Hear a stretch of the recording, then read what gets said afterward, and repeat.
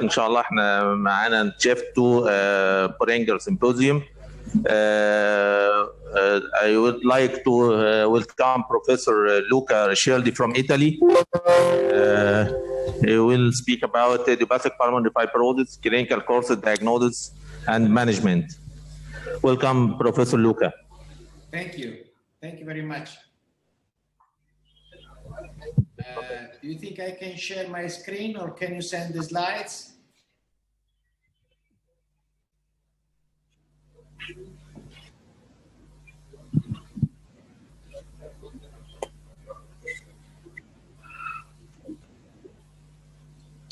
Okay, you will send the slides, so.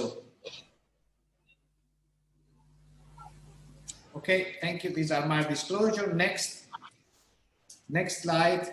So fibrosis, thank you for inviting me. Thank you, yes. So thank you for having me here, and it's a pleasure to be here even if at distance. So fibrosis is an important mechanism of disease for many disorders, including disorders of the lung. And there are at least three important components of this. First, fibrosis is responsible for 1/3 of death worldwide. It is an attractive therapeutic target because it can happen in many organs and is highly plastic in nature, so it's potentially reversible. So in the next slide, you will see how many of fibrotic disorders. Next slide.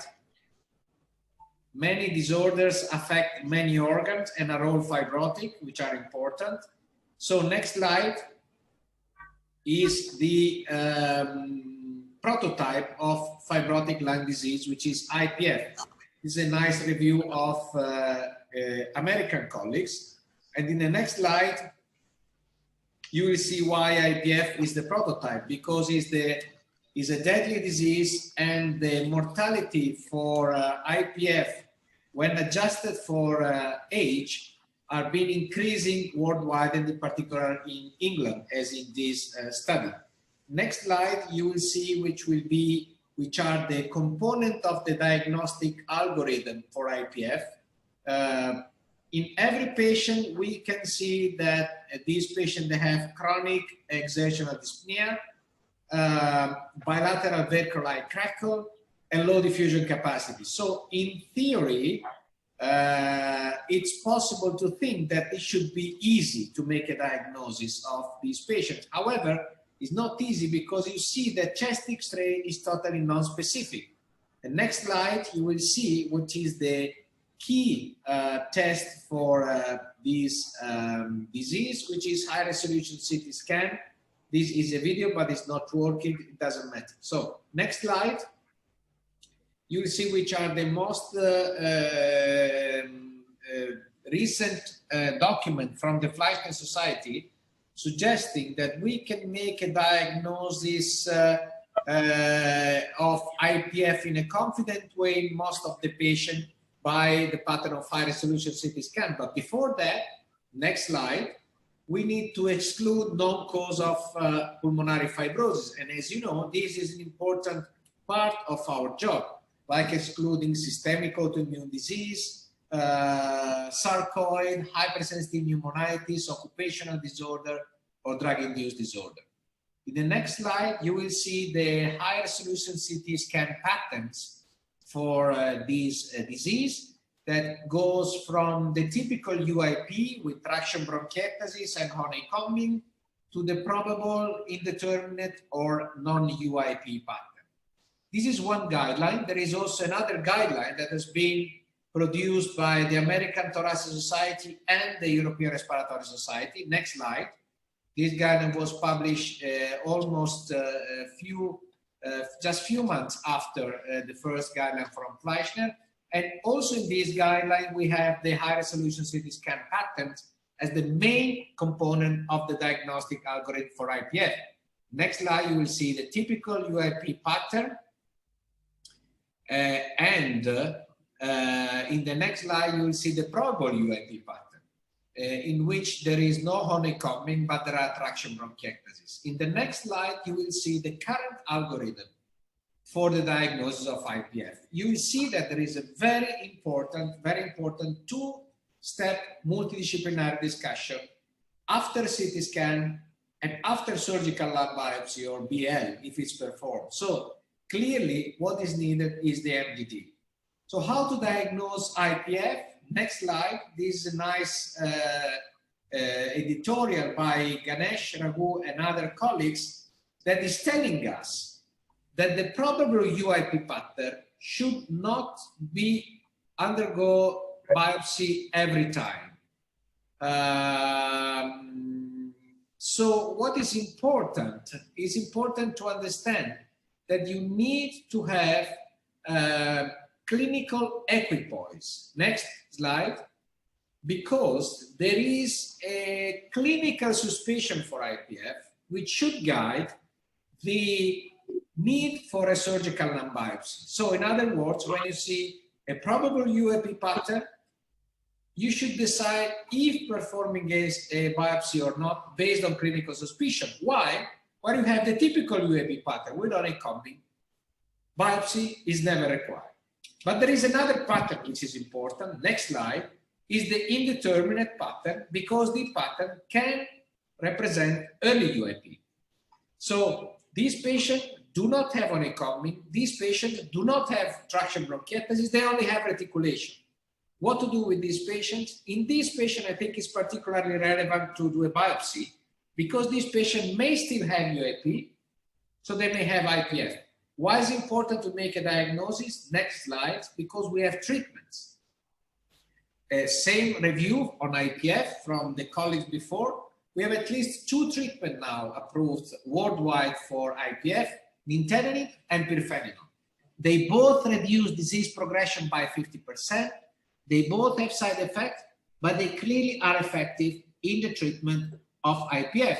And if you see, next slide, the results from the Impulses trials, which have been published in 2014, next slide, you will see that by treating patients with nintedanib 150 milligrams twice a day, we reduce disease progression by 50% over 1 year, and early as after 3 months, 12 weeks, we can see a difference between placebo and active arm.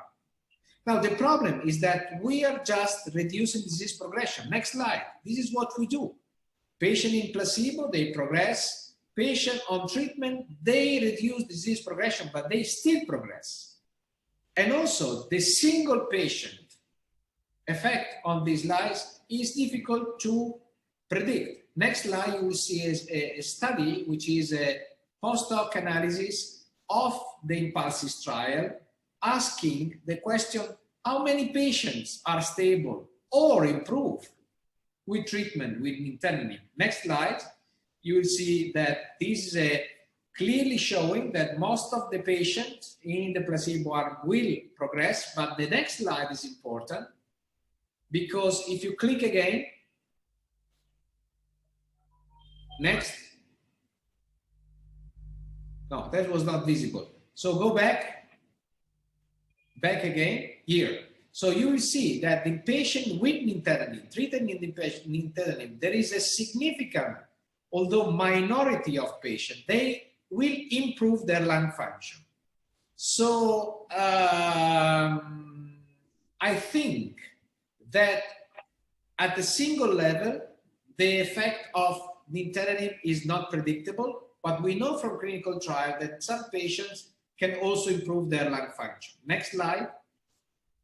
And next slide. Now, another post-hoc analysis of the Impulses trial was asking the question, are patients with early disease benefiting from treatment with nintedanib? Next slide. The answer is yes, because in the Impulses trial, since there was no upper limit for FVC, we have 1/3 of the patient with an FVC above 90% predicted, and in these patients, the effect size of nintedanib was 60%, not 50%, so even more. So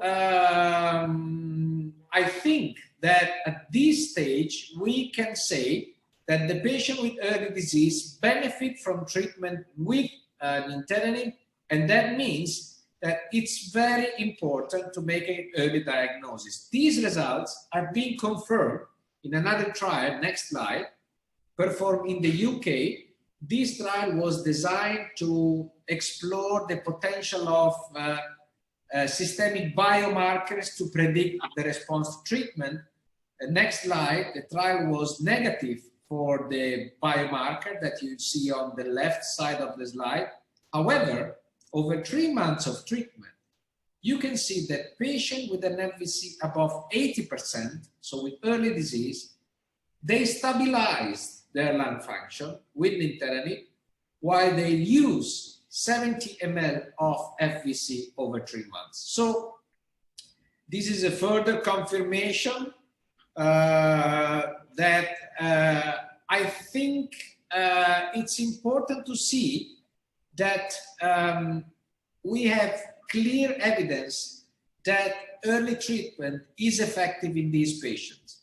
But the other piece of evidence that we see in the next slides, that the patient with early disease, next, they also tolerate better the drug.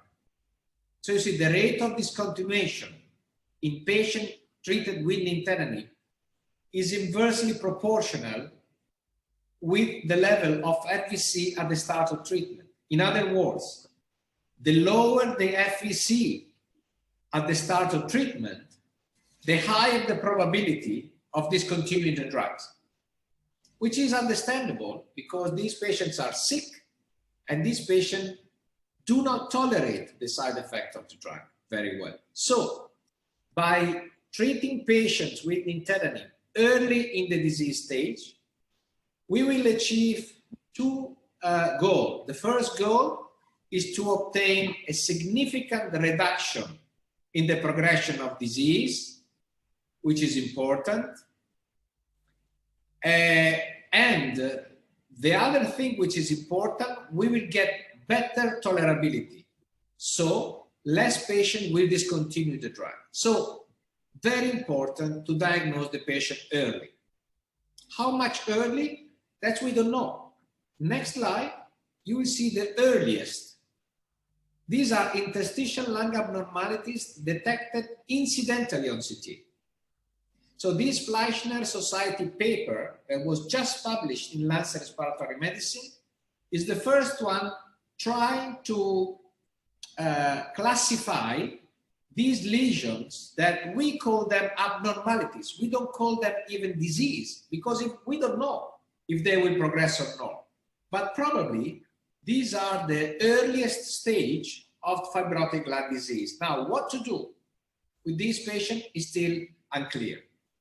On my last slide, next, we can tell that there is a spectrum of pulmonary fibrosis, which is going from IPF, for which we have 2 drugs approved, nintedanib and pirfenidone, to progressive fibrosing interstitial lung disease, the BILL trial, nintedanib has been approved. And then we have the world of subclinical disease, interstitial lung abnormalities. They might be fibrotic or non-fibrotic. And honestly, we don't know yet what to do in these patients, simply because the Fleischner Society was the first document trying to scratch the surface of the problem. However, it's clear now that pulmonary fibrosis is a spectrum of disease going from interstitial lung abnormalities towards IPF.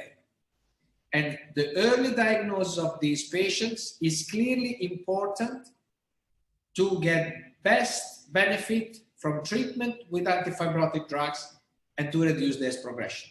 So next slide. I thank you very much for your attention. Happy to take any question if you have any. Thank you.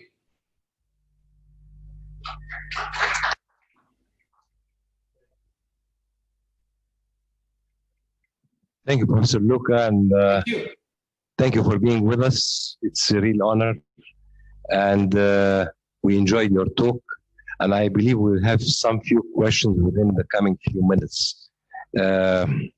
So let me ask you a first question first.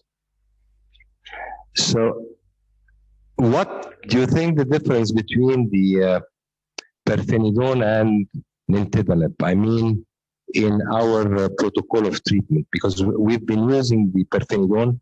It's cheaper in price, especially the generic coming from India. And by the way, our treatment is always out of pocket. Yes. pays for himself. We don't have the full coverage of this very expensive medication. So how do you think the difference between both of them?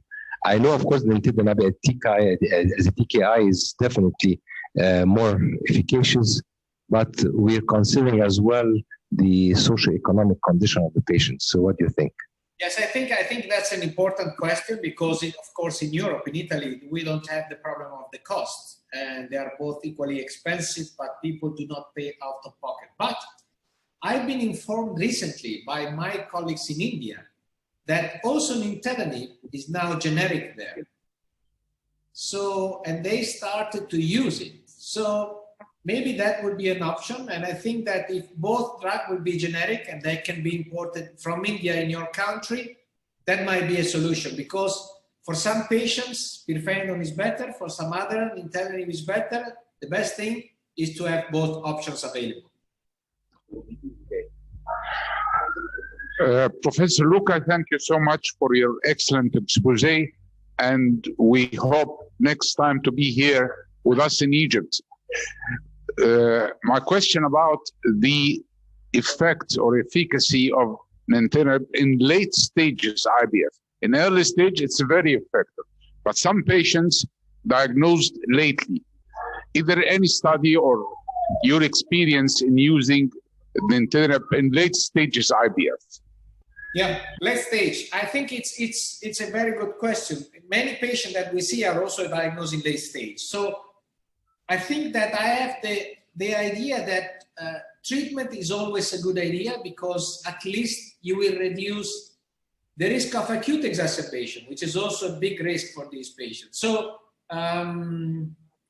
clearly early treatment is better, but if you see the patient late in the stage of disease, you don't have any other option than treating that patient. If not else, at least to reduce the risk of acute exacerbation. And we know that from the Impulses trials, that's what we know.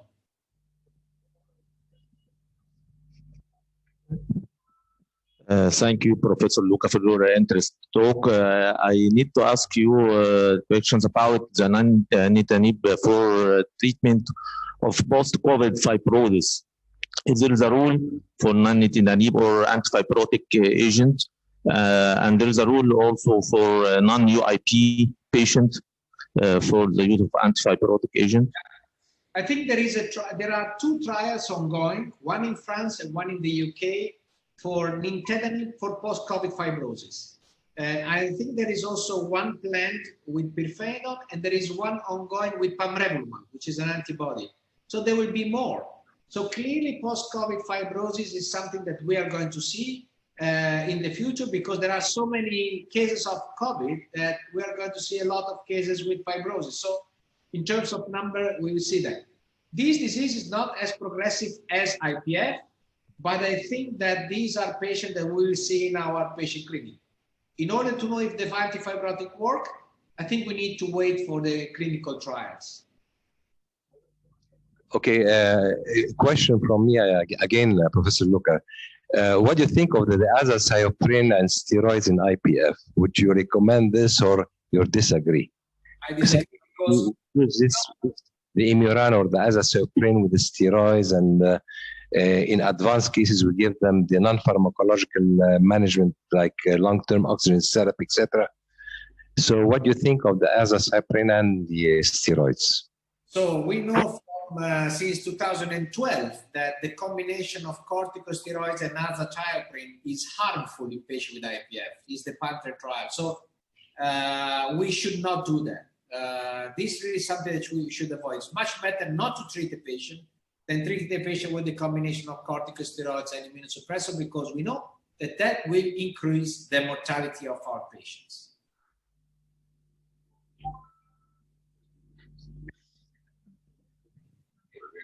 Thank you. Thank you, Professor Luca. And it's very nice that you've been with us.